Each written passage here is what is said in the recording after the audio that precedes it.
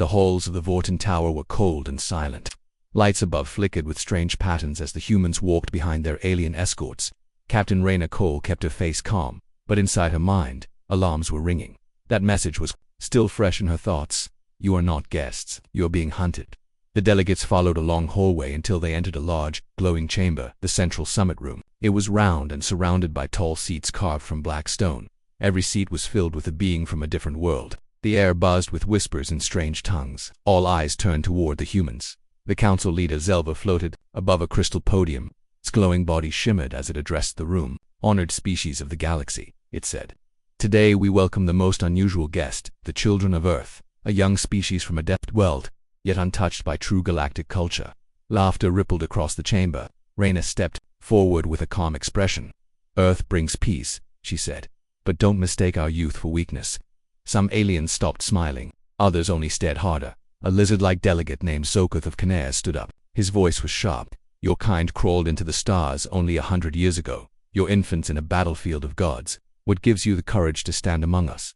Raina didn't blink. Because your council invited us. If that was a mistake, it wasn't ours. Whispers filled the room. Malik, standing behind her, noticed a few guards exchange glances. They weren't carrying weapons at least, not any visible ones, but their movements were tight, trained. Too ready for peacekeepers. The humans were told to attend a welcome feast in their honor later that day. Until then, they were allowed to rest in their quarters. Back in the room, Raina activated her secure wrist device. A hologram flickered on a private channel to Earth's stealth satellite in orbit. Keep watching everything, she whispered. If we go dark for more than 10 minutes, begin Protocol 7. Hours later, the humans sat at a long table, made of purple glass. Food from across the galaxy was placed before them, bowls of glowing fruits, meats from unknown beasts, and drinks that shimmered like stars. But Raina had already given the order. No one touched anything. Dr. Maytan, the team xenobiologist, scanned the meal with a handheld device. Her face turned pale. These berries are mildly toxic. That soup will paralyze a human in 30 minutes. Even the drink has psychoactive effects. They're testing us, Malik said, or trying to kill us slowly. Raina looked across the table. Most alien delegates were watching closely. Their faces were unreadable. But one thing was clear. This was not a celebration. It was a performance. A trap dressed as tradition leaned in and whispered, pretend to eat. Talk quietly. Look relaxed, but record everything. Later that night, Raina reviewed the data. Small things were wrong all over the tower. The windows were one-way mirrors. The lights in the humans' quarters dimmed only when a signal was sent from outside. Their translators sometimes glitched intentionally. It was clear now. The council had no interest in peace with Earth. They wanted to study them, break them, humiliate them in front of the galaxy. Raina looked at Malik. They think we're just observers. Malik gave a small nod. Then let's become shadows. Raina gave a short command to her team. Activate passive protocols. No mistakes. We blend in. We learn everything. We leave nothing behind. Midnight came down in the council tower. The lights dimmed. Delegates from across the stars rested in luxury rooms. But one alien didn't sleep. The Kanair warrior Sokoth woke up with a gasp. His room was dark, colder than before. He tried to speak, but his voice caught in his throat. Something had moved in the shadows.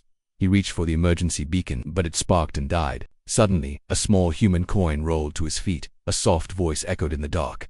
We came in peace. You chose a test. Let the test begin. No one ever found out what happened in Sokoth's room that night. But by morning, he stood before the council with shaking hands and wide eyes. He didn't speak for the rest of the summit, and deep in her quarters, Captain Raina smiled slightly. The humans had made their first move quiet, invisible, and unforgettable. This time, the trap had teeth on both sides. The Tower of Vorten stood silent under the strange red sky.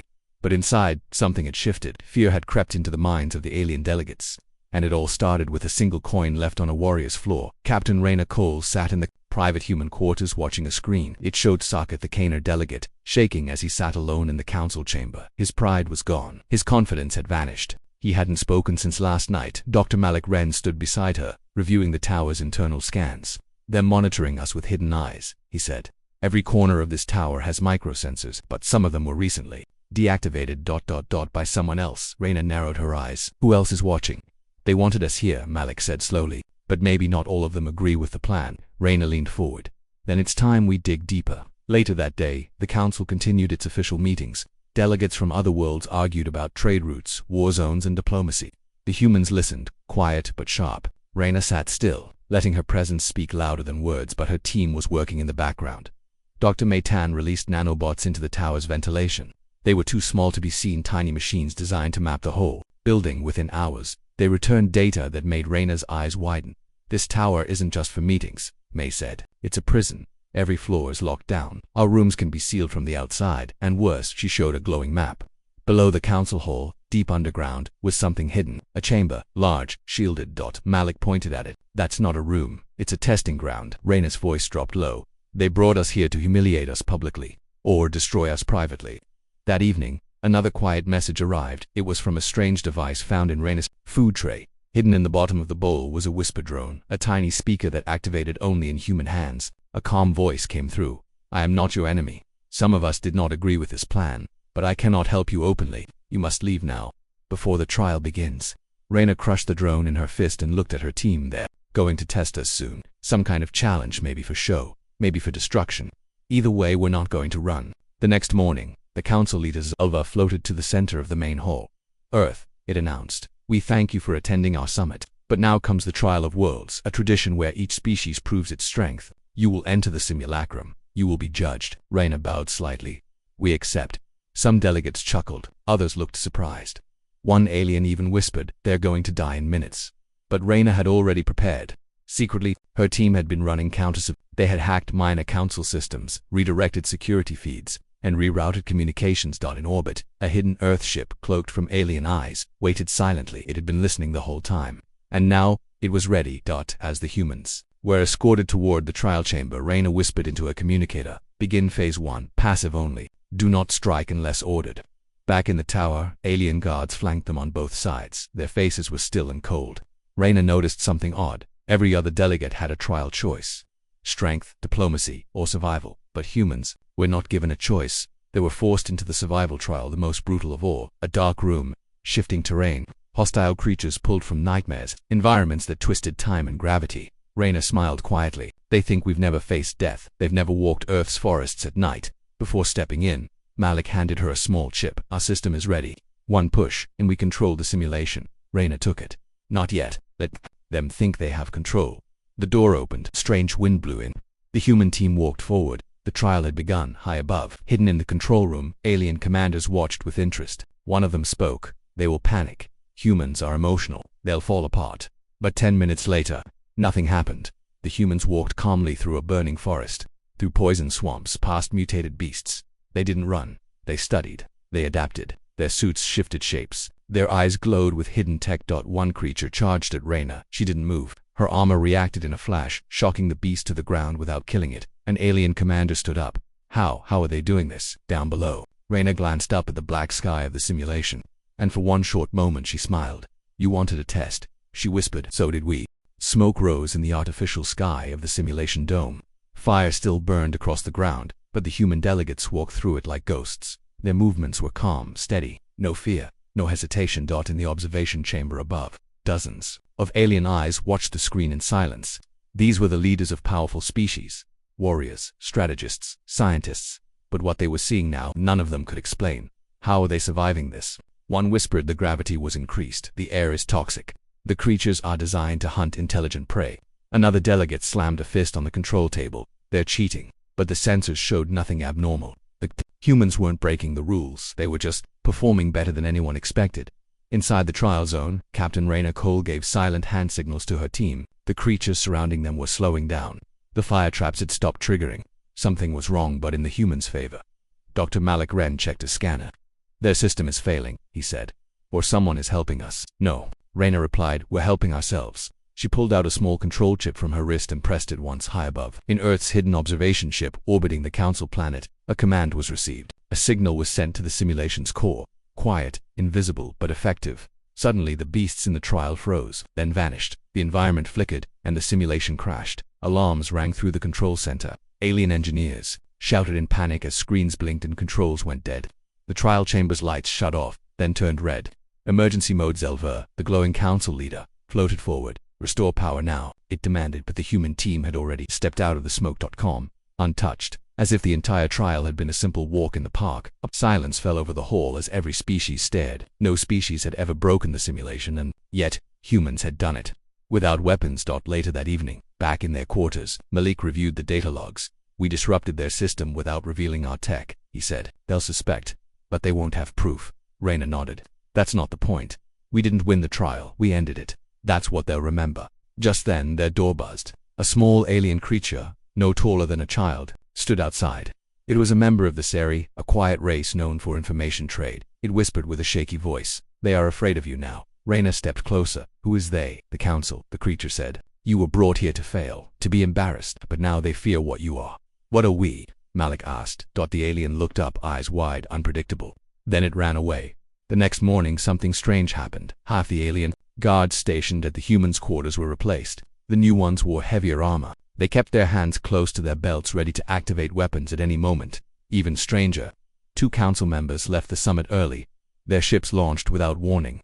No explanation was given. Inside the grand chamber, whispers spread like wildfire. They didn't die in the trial. They didn't even struggle. What kind of monsters are they raising on that death world during the next council session? Reyna stood to speak. Earth thanks the council for the opportunity to prove ourselves, she said. We hope this trial has shown our willingness to adapt and survive. Zelva stared at her. Its glowing form flickered, almost like a flame shaking in wind. We are surprised, it said slowly. Earth's resilience is noted. But understand, this strength alone does not guarantee peace. Reyna smiled calmly. Then it's good we didn't come here to show strength. Zelva tilted its head. Then what did you come for? Reyna looked across the chamber and said quietly, to learn what fear looks like. Later that night, strange signals were picked up by Earth's cloaked ship. Encrypted messages were being passed between council members. Some were demanding the removal of humans from the summit. Others were panicking, asking if Earth had allied with more powerful species. Still others were already preparing for war. Inside the tower, Reyna received the decoded message reports from her team. They're falling apart, Malik said. We haven't fired a single shot, and they're treating us like a threat. Reyna stared out the window. The stars outside were quiet. Fear is louder than any weapon, she said softly. Let it speak for us. A strange silence filled the tower. Not peaceful silence, but the heavy kind, the kind that comes before something terrible. The alien council members no longer mocked the humans. They no longer whispered jokes behind their backs. Now, they avoided eye contact. Now, they watched with caution and fear. Captain Reyna Cole sat at her desk, reviewing new scans sent from Earth's cloaked ship above the planet. Her team had cracked into the tower's hidden systems. What they found was worse than she expected. The underground chamber, Dr. Malik Wren said, pointing at the hologram, is a biological testing lab, not for research, for punishment. Prisoners were taken there in the past, for public executions during older summits. Reyna leaned back. And that's where they planned to send us. They still might, Malik replied. They've just been delayed. Reyna stood up and spoke calmly to her team. They wanted to turn us into a lesson. But now, we'll write the ending ourselves. Later that day, Zelva summoned the humans to a private council meeting.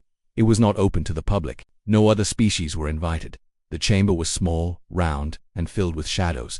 Only 7 members of the High Council sat inside. No translators, no cameras, just the cold truth. We are concerned, Zelva said. Your performance during the trial was unnatural. Reyna kept her face still. Unnatural or unexpected. A thick, spiked creature beside Zelva leaned forward. You manipulated our systems. That is a crime. Your kind must face consequences. Interesting, Reyna said. Because when we arrived, we were poisoned, locked and spied on. Are those your customs? The room went quiet. Then Zelva said something shocking. We offer Earth one final chance to prove itself. A second trial. In our deepest arena. No technology, no assistance, survival only. Malik's heart skipped. He looked at Reyna, expecting her to decline. But Reyna nodded. We accept. That night, back in their quarters, the team prepared. They're pushing us into a death trap, Malik said. They're scared, Reyna replied. That makes them dangerous but also stupid. The team uploaded new programs into the council's tower system. They planted silent malware that would trigger at the right moment. They weren't going to play fair because the council never did. Meanwhile, Reyna spoke into her risk communicator. Phase 2 begins now. Full readiness. In orbit, Earth's ship prepared for engagement. Invisible, armed, silent. The next morning, the humans were escorted to the underground arena, the same secret chamber where prisoners had once died. The walls were covered in alien markings. The ground was hard, cracked stone. Above them, a force field. HUMMED. Alien council members watched from observation decks behind armored glass. Reyna and her team were stripped of visible tech. No armor, no scanners, no weapons. Begin the trial, Zelva ordered. Suddenly, steel doors opened. From the shadows, 6 monstrous beasts appeared, twice the size of a man, teeth like swords, bred for only one purpose, to kill. The beasts charged, and then the lights went out. The force field shut off. The glass above the council shattered with a sonic blast. Smoke filled the arena. When the lights came back on, the beasts were lying unconscious, and the humans were standing unharmed, not a single wound, not a single drop of blood. One of the beasts twitched. It wasn't dead. It had been stunned precisely, with neural energy. From her belt, Raina pulled out a small object the size of a coin. It hummed gently with blue light. "You forgot to check under the skin," she said softly. The council screamed above the planet. Earth's cloaked ship revealed itself. Dozens of weapons unlocked. Shields powered up dot across the alien city. Every communication screen lit up at once. Raina's face appeared on every display. "This was not a trial," she said. "It was a trap. Earth came in peace, but we will not kneel to threats, lies, or violence." She looked directly into the council chamber camera. "We are not your prey. We are not your lesson. If you challenge Earth again, we will show you what a real death world looks like." Back inside the arena, Zelva floated in stunned silence. The council was speechless. Some had already fled. Others simply sat frozen. Raina turned to her team. "Let's go home." The humans walked out of the arena through the broken doors. The beasts behind them stayed still alive, but defeated. And all across the galaxy, news spread like fire. The humans survived the trial. They broke the simulation. They escaped the trap, and they left without firing a single real weapon. For the first time in history, the Death World Summit had been shaken by a species no one believed in. The Vorten Tower, once proud and silent, was now surrounded by chaos. Council members shouted over one another in their private chambers. Some were demanding explanations. Others were calling for retreat. No one could believe what had happened. Earth's delegates had survived the trial. Not just survived, but controlled it. The humans had walked through the council's trap, and they had done it without anger, without panic, and without fear. Captain Raina Cole and her team stood at the landing bay, waiting for the shuttle that would take them back to Earth's cloaked ship. Raina looked up at the dark red sky, her face calm. Malik stood beside her, holding a datapad. "Do you think they'll try to stop us?" he asked. Raina didn't answer right away. She was listening, watching, thinking. "They might," she said softly, "but they won't succeed." In the council tower, Zelva hovered above the round chamber. The surviving members had gathered one last time. Their glowing faces, shining eyes, and heavy armor looked dim now. "We have made a mistake," Zelva said. "Earth is not weak. Earth is not blind. They came here knowing we would test them." One delegate shouted, "They made us look like fools." Another slammed a clawed hand on the table. "They hacked our systems. They broke our rules. But they didn't kill anyone," Zelva said. The room fell silent. "They showed us who they are," Zelva continued. "They were invited. They warned us and we ignored them." Back at the landing bay, 4 alien warships slowly rose into the air. Their lights flashed red. Shields glowed. They blocked the human shuttle's path. The message was clear. "You are not allowed to leave." Raina raised her hand. She opened a private communication channel to Earth's ship in orbit. "Confirm position," she said. "Position locked," the voice replied. "Confirm armament status. All weapons hot. Stealth ready to drop." One word, and the sky changes. Raina paused for just a moment. Then she said, "Drop cloak." Above the planet, the invisible ship shimmered into full view. A sleek, black Earth vessel, S-Sentinel, armed with the newest plasma rail tech and shield breakers. The alien warships froze. Their scanners went wild. They couldn't believe the readings. Earth's ship was more advanced than they expected, faster, stronger, and it had been watching everything from the beginning. Raina sent a transmission directly to the alien ships blocking her shuttle. "We came in peace," she said. "We followed your rules. We passed your test. You failed your own." There was silence for a moment. Then, one by one, the alien ships powered down. They turned aside. They let the human shuttle pass. Inside the tower, Zelva watched the shuttle rise into the sky. He knew what this meant. Earth wasn't just a new species to watch. It was a force to be respected. In the days that followed, stories spread across the stars. Ships in deep space picked up messages from Vorten. Humans turned the trial upside down. They were supposed to die. They walked away. "Earth, this is dangerous." Some races feared humans now. Others wanted alliances. A few even tried to copy human tactics. But one truth could not be ignored. The galaxy would never see Earth the same way again. A week later, back on Earth, Raina stood before the Global Council. "They tried to test us," she said. "They tried to trap us, but we didn't win by force. We won by being smarter, by being prepared, and by showing restraint." One council member asked, "So what now?" Raina looked out the window at the stars above. "Now we wait," she said, "and we listen. The next time the galaxy calls Earth to the table, it won't be to test us. It will be to ask us." Far away, in the cold corner of the galaxy, an old warrior from Kaner sat in silence. He held something in his hand, a small, round human coin. He remembered the night it rolled to his feet, the way it felt cold. In the dark, he whispered to himself, "Never again will I underestimate a Death World species." And with that, the galaxy changed. The stars were quiet. No war, no conflict, only peace. But in the silence, something strange arrived. A message that came in a golden pod, dropped into Earth's orbit without warning. The world leaders watched as the pod was pulled inside Earth's space station. It opened with a soft hiss, and inside was a glowing crystal cube. Words floated above it. The Galactic Council invites Earth to the Death World Summit. Presence is required. Do not decline. No one expected this. Earth was still new to space travel. Most people believed humans were far behind other alien species. Earth had only made contact with a few peaceful traders. But now, this was different. The Galactic Council was known across the stars. It ruled over hundreds of worlds, each more powerful than Earth. The Death World Summit was a dangerous gathering, a meeting between the strongest species from the most hostile planets, a place where only the toughest minds and deadliest warriors could survive. Why would they invite humans? Some said it was a trap. Others thought it was a joke. But one woman didn't laugh. That her name was Captain Raina Cole, a diplomat, a soldier, and one of the few who had seen battle on alien ground. She stood tall inside the Earth Council chamber as leaders argued. They want to test us, she said. They think we're weak, but they're wrong. We accept the invitation.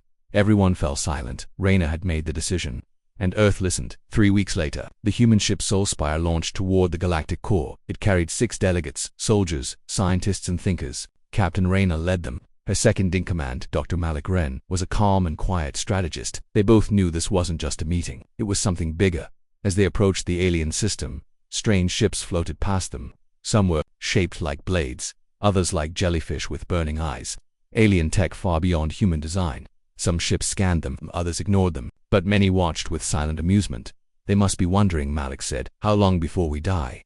Raina didn't smile. Let them wonder. The Council's homeworld was called Vorton, a planet with black skies and tall red towers. The air was thick, the gravity heavy, but the humans stood strong. They were guided into a massive hall made of glass and stone. Creatures from every corner of the galaxy stared at them, tall insect-like beings, floating crystals with glowing cores. One delegate, a lizard man with golden armor, chuckled as the humans passed by. Soft skins, he muttered. They brought prey to the lion's table. Raina heard it. She said nothing. The council leader, a being of pure light named Zelver, welcomed the humans with a voice that echoed inside their minds. Earth, it said, you are honored to join the summit. We hope you survive the experience. Raina bowed politely. We came in peace, but we are ready for more. The hall was quiet. A few aliens blinked in surprise. Was she serious? After the ceremony, the humans were shown to their private quarters. Clean, quiet, but with no exit, except through guarded doors. It looked more like a prison than a guest room. Raina and Malik sat together. The air was heavy. They invited us here to test us, Malik said. No, Raina replied. They invited us here to watch us break. Just then, her communicator beeped. A secret message. It wasn't from Earth. It was from another alien delegate, unknown, hidden. The message said only one thing. You are not guests. You are being hunted. Leave now if you can. Raina stared at the words. Then she slowly closed the device. I was right, she whispered. They made a big mistake.